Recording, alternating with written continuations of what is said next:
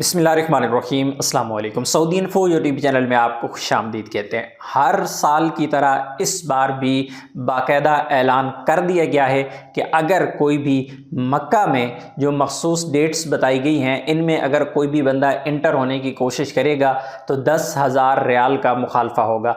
4 मई को एक अनाउंसमेंट हुई थी, वो मुख्तलिफ थी, और आज की जो अनाउंसमेंट है ये मुख्तलिफ है। दोनों में फ़र्क आपको बता दूं ताकि आपको क्लियर पता चले। 4 मई को जो अनाउंसमेंट हो गई वो थी 4 मई से लेकर 2 जून तक।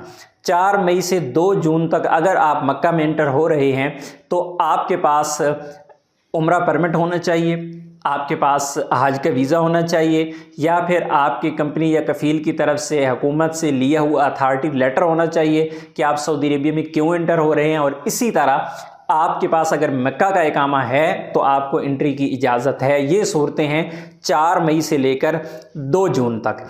लेकिन 2 जून से लेकर 20 जून तक 10,000 रियाल मुखालफे का ऐलान किया गया है। उसका तरीका यह होता है कि अगर आप मक्का से बाहर किसी और शहर से हैं और आप मक्का में एंटर हो रहे हैं तो ऐसी सूरत में आपके पास अगर हज परमिट नहीं है या आपके पास कोई स्पेशल अथॉरिटी लेटर नहीं है, आपको एंट्री नहीं मिलेगी। और अगर आप ऐसी सूरत में पकड़े जाते हैं तो 10,000 रियाल का मुखालफा भी होगा।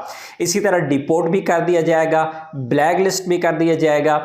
और ऐसे अफराद जो मक्का के अंदर रह रहे हैं तो 2 जून से लेकर 20 जून तक आपको मशायर मुक़द्दसा में जाने की इजाज़त नहीं होगी। अगर इन तारीख़ों के दौरान आप मिना की तरफ जाते हैं, अराफात की तरफ जाते हैं, या मशायर मुक़द्दसा में कहीं भी आप जाते हैं और आपको अगर पकड़ा जाता है, अगर आपके पास हज परमिट नहीं है, तो 10,000 रियाल मुखालफे के साथ आपको डिपोर्ट भी किया जाएगा और इसी तरह ब्लैक लिस्ट भी कर दिया जाएगा। 2 जून से 20 जून तक हर किस्म की एंट्री पर पाबंदी होगी मक्का में, सिवाय उन लोगों के जिनके पास हज परमिट होगा या स्पेशल अथॉरिटी लेटर होगा काम के हवाले से, या फिर आपके पास मक्का का इकामा होगा।